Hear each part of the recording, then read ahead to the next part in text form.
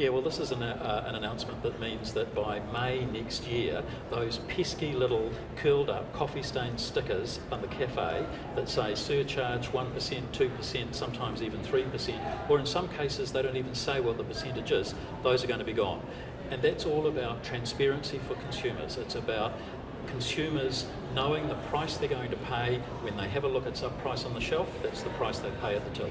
So what is a surcharge? Well, a surcharge is a fee that a merchant charges for the use of a certain type of payment.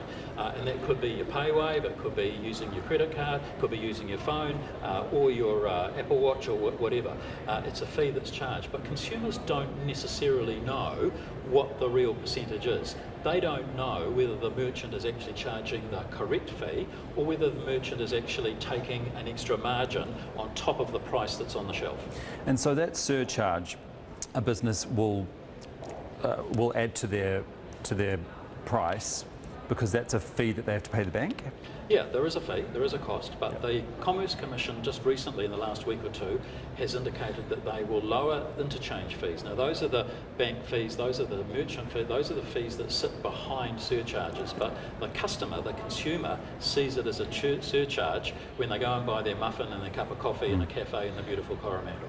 And so the surcharge is a cost that the retailer imposes on their customers to help pay for the interchange fee? Correct. So Retail NZ says this may result in retailers putting their prices up. What do you say to that? Well, I would say that that is a legitimate cost of business, just like paying rent, paying for electricity, paying for wages. And I would argue that as a consumer, you and I want to have a price that we see on the shelf is the price that we reflect at the checkout. So this is about transparency? This is about transparency, it's about fairness to consumers. And so why only Visa and MasterCard? Well, at this stage it's the contactless payments on domestic purchases in New Zealand.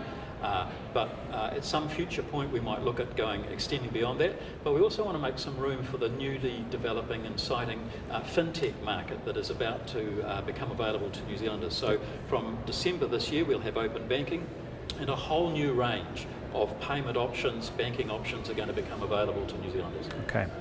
And there are some exceptions, right, where retailers can add a surcharge. Can you explain those? Well, some of those, for instance, relate to non-MasterCard and Visa. So, for instance, Amex. So, look, that's a small part of the marketplace, but the vast majority of transactions occur at the moment will be covered by this ban on surcharges. Thank you. And so this could be seen as a positive for the cost of living crisis. Can you explain that? Look, this is going to be huge for New Zealand customers who have been frustrated for years by the imposition of surcharges and little nasty surprises when they get to pay for whatever it is they've taken off the shelf or their muffin or donut at the cafe.